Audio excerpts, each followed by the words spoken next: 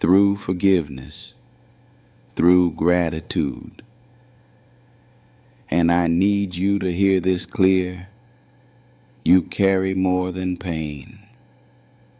You carry strength from every ancestor who refused to quit. You carry wisdom from every story passed down in whispers.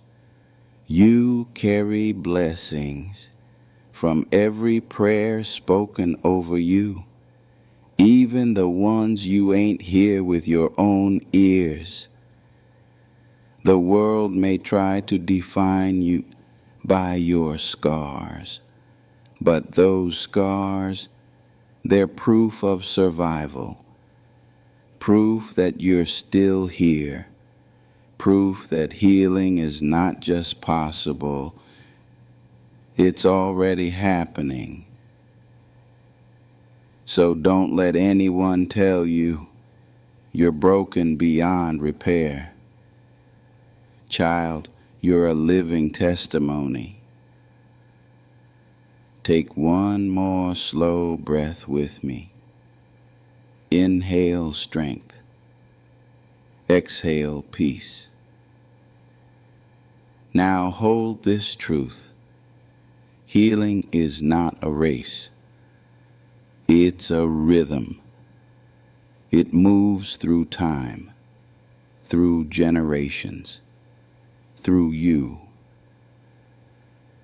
And just as you carry wisdom from those before you, you will pass healing to those who come after. That's generational healing, not perfect, but faithful, not instant, but lasting. And as this hour closes, you are not left alone. At 8 p.m., Jasmine Reed will meet you. She's younger, with the calm strength of Gen Z, but don't let her age fool you. She carries resilience in her bones. Where I have rooted you in heritage and wisdom, she will guide you through the practice of daily resilience, the small choices, the everyday tools that help you keep standing strong. So breathe once more. Inhale the blessing of those who came before. Exhale readiness for what comes next. And step forward from the roots of the past into the resilience of tomorrow. Now listen here, child. Before you were born, before your struggles had a name, there were those who came before you, folk who walked heavy roads, who carried burdens larger than their own hearts, yet kept on walking. They didn't have all the answers. They didn't always have the freedom, but they had wisdom, hard-earned, scarred into their bones, carried in their stories. And that wisdom, it didn't die with them. It echoes in you. Every time you feel tired, but keep standing, that's them. Every time you want to quit, but whisper just one more step, that's them too. You are not the first to face hardship, and you will not be the last, but you are not alone in it. You are carrying an inheritance, not of money, not of property, but of strength. The strength of survival, the strength of love, the strength of endurance that has kept whole lineages alive. And when you feel you got nothing left, you can lean on that. Where I come from, we didn't always have therapists or safe spaces or language for trauma. What we had were stories told on porches at dusk, sung in hymns at church, woven into the laughter at family tables. Those stories carried more than history. They carried medicine. They taught us how to bend, but not break. They reminded us who we were, even when the world tried to tell us otherwise.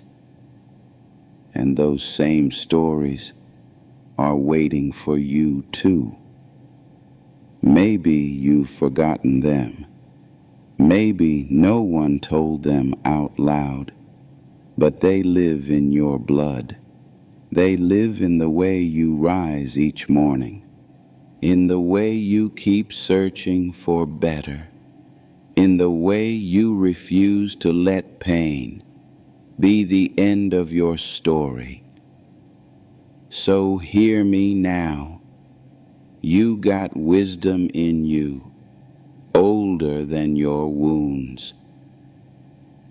And if you pause long enough, quiet enough, brave enough, you'll hear it speaking, guiding you, holding you, reminding you that you come from people who knew how to survive storms. And if they could carry theirs, you can carry yours too.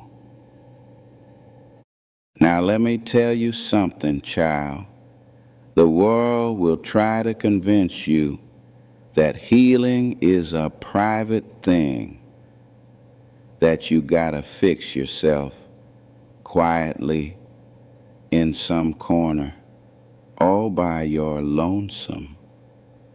But that's not the way it's ever been.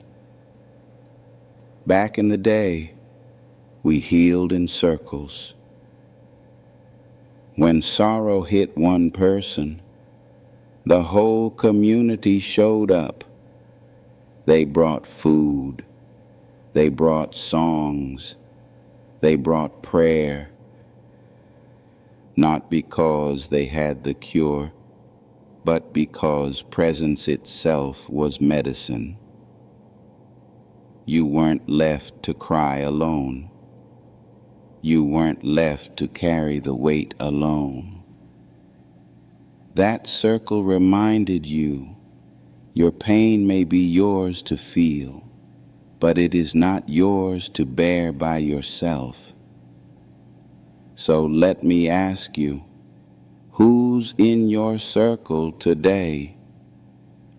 Not everybody deserves a seat, but somebody does. Maybe it's a friend who listens without judgment. Maybe it's a mentor who sees the best in you. Maybe it's a faith community or a support group or even one steady person who reminds you you're not alone. And if you can't think of anyone right now, don't let that discourage you. Sometimes the first step is choosing to open the door for new people to enter.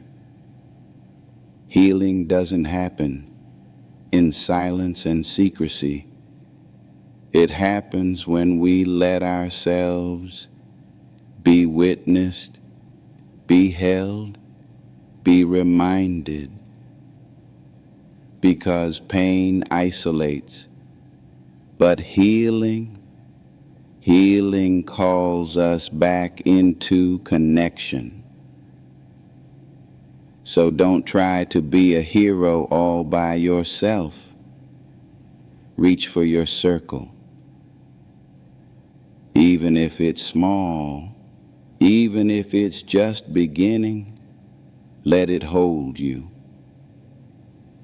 Because circles are how we survive, and circles are how we heal. Now let me tell you something, child. Words got weight. They can build you up, or they can break you down. Some of you still carry echoes of words spoken long ago. You ain't worth nothing. You'll never measure up. You too much. And ain't it something how those words linger longer than the moments they were said? But hear me now. Just as words can wound, they can also heal. A blessing spoken out loud plants seeds in the soul, seeds of hope, seeds of strength, seeds that grow even in hard soil. The old folk knew this. That's why they prayed over us. That's why they laid hands, spoke life, declared protection. They understood. A spoken blessing can follow you long after the moment passes. Now, some of y'all never heard those blessings. Or maybe you heard more curses than care. But let me tell you, you got the power to speak blessings over yourself today. Doesn't matter how old you are. Doesn't matter what was missed before. The tongue still holds power. Try this with me. Place your hand over your chest. Take a slow breath and say softly, I am worthy of love. Breathe again. Whisper, I will not abandon myself. One more time. Let it roll off your tongue. My life carries purpose. You feel that shift? Even a little. That's the blessing taking root. And don't just say it once. Say it daily. Say it when you wake. Say it when you're weary. Say it until your spirit believes it. Because every blessing you speak is medicine undoing the poison all of words once spoken against you. The power to curse or bless is in the mouth. Choose blessing. Choose life. Choose healing words that carry you forward. Now let me tell you something, child. Long before we had therapists, long before books lined the shelves, with words like trauma and recovery, we had songs. Songs we sang in fields, songs we sang in church, songs hummed soft at night when the tears wouldn't stop. Those songs weren't just music, they were survival. Every note said, We still hear. Every chorus reminded us, no chain lasts forever. Even now, when you hum a hymn or play that old record your grandma loved, you're not just passing time. You're tapping into medicine, because music don't just reach the ears, it reaches the soul. It reminds the body how to breathe again when life tries to choke you. And stories, oh, stories kept us alive too. We told them around kitchen tables, on porches at sundown, even whispered them to children so they'd remember who they are. Stories carried history when history books left us out. Stories carried identity when the world tried to strip it away. And most of all, stories carried healing.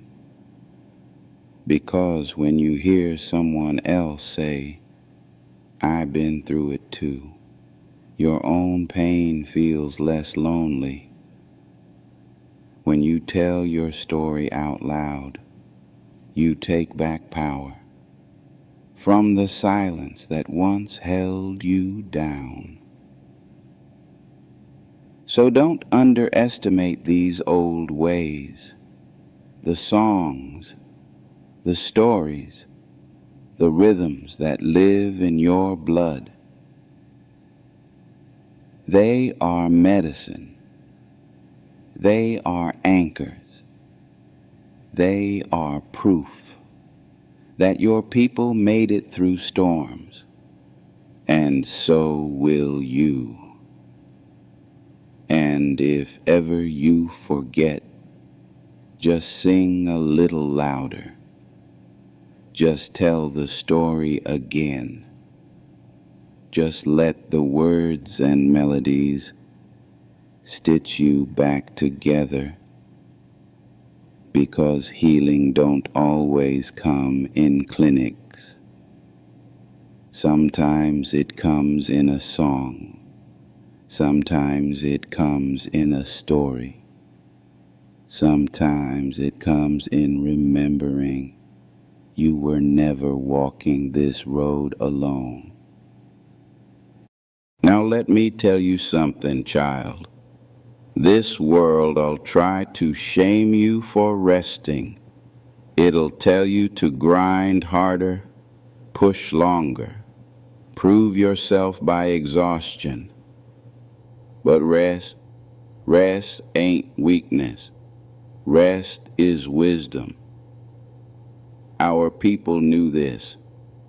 When the fields were heavy and the nights were long, they still found a way to sit, to breathe, to sing a lullaby before the next day came.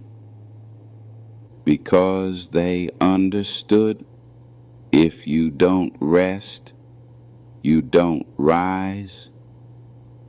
And you, child, need to know the same. Your body ain't a machine. Your soul ain't a factory. You weren't made to run non-stop. Rest is not time wasted. Rest is time restored. So let's practice this together. Close your eyes if you can. Let your shoulders drop. Take a slow inhale, like you're filling up with peace. Exhale soft, like you're laying down every burden. Now whisper to yourself, it's all right to rest. Again, slow inhale. Exhale and whisper, my worth is not measured by my hustle. One more time. Inhale deeply. Exhale fully. Whisper, rest is my right. Let those words settle into your bones. Because the truth is, rest is resistance. It pushes back against every lie that says you gotta burn yourself out to be valuable. Rest is survival. Rest is sacred. And when you honor it, you're not just healing yourself. You're carrying forward the wisdom of those who rested when the world said they couldn't. So tonight, tomorrow, whenever the weight gets heavy, remember, lay it down, breathe it out, rest, child. It ain't weakness, it's the wisdom that keeps you whole. Now let me tell you something, child. Sorrow ain't just an intruder. It's a companion that walks with us through seasons of life. You lose someone you love. You lose a dream, a friendship, a version of yourself. And sorrow shows up, setting itself at your table. Most folks try to push it away, pretend it ain't there, hide the tears, smile when they're breaking inside. But sorrow don't disappear just 'cause you ignore it. Truth is, when you invite sorrow to sit, to speak, to be heard, it becomes a teacher. It teaches you what mattered most. It teaches you how deeply you loved. It teaches you where healing still needs to come. Sorrow is heavy, yeah, but it carries lessons that joy alone could never teach. So, here's what I want you to try. When grief rises, instead of shutting it down, welcome it gentle. Say softly to yourself, I see you, I hear you, you can speak. Then listen, not just with your mind, but with your heart. What does the sorrow point to? The love you had? The safety you lost? The dream still waiting? Let grief tell its story, and when it finishes, thank it. Because grief, though it hurts, is proof you lived, you cared, you dared to connect.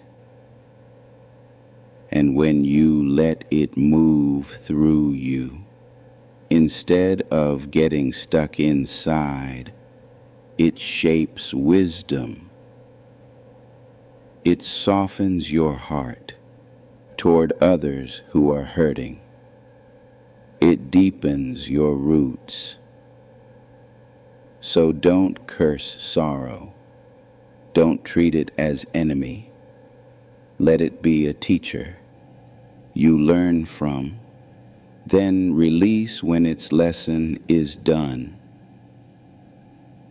Child, remember this. Joy will come again, but the wisdom of sorrow, that will stay with you forever. Now let me tell you something, child.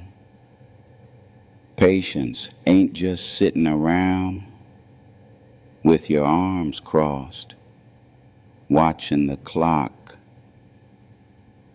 No, patience is active. It's a posture of trust. It's waiting without wasting. See, the world'll tell you everything gotta happen fast. Fast money, fast healing, fast love. But anything that lasts takes time. You don't rush a seed in the soil. You don't rush a wound closing over. You don't rush the heart learning to trust again. Patience says, it may not happen today, but I believe it will come. And that belief itself is a form of strength. So here's how you can practice it. When you feel restless, like nothing's changing, pause, take a breath, and remind yourself, I am still growing, even if I can't see it yet. Patience don't mean sitting still forever. It means moving steady, one step at a time, without demanding the finish line too soon. It's like a river carving stone. It don't happen in a day, but keep watching, and you'll see the change. So when your heart aches for quick answers, when your healing feels slow, whisper this blessing. I give myself the gift of patience. Because patience is a gift, it takes the pressure off today. It honors the process. It lets healing move at the speed it needs to. And child, when you learn patience, you stop seeing delays as punishment. You start seeing them as preparation. So don't curse the wait. Embrace it. Trust it. Let patience be the soil your healing grows in. Now let me tell you something, child. Forgiveness don't mean forgetting. It don't mean saying it was all right when it surely wasn't. It don't mean you gotta let folks back in who broke your trust or sit at tables that once poisoned your spirit. No, forgiveness is not about erasing the past. It's about releasing its grip on your present. Because anger, when it lingers too long, turns to poison. It hardens the heart, clenches the jaw, steals the joy out of today. And forgiveness, that's the antidote. Not for their sake, but for yours. So here's how you begin. Picture the wound that still lingers, the betrayal, the harsh words, the moment that left you scarred. Feel the weight of it in your chest. Now take a slow inhale. As you exhale, say softly, I release what does not serve me. You may not feel free at once. You may need to repeat it day after day. But each time, the grip loosens. Forgiveness don't erase memory. It erases bondage. It takes the chain off your spirit so you can walk lighter. Child, hear me. Forgiveness is strength. It's not weakness to let go. It's wisdom, because holding on to bitterness keeps you bound to the one who hurt you. But forgiveness cuts the rope. You don't forgive to make them comfortable. You forgive to make yourself free. So take another breath now. Exhale slow and whisper it again. I release. I forgive. I choose freedom. That's strength. That's healing. That's the power of forgiveness. Now let me tell you something, child. Gratitude ain't about pretending life is perfect.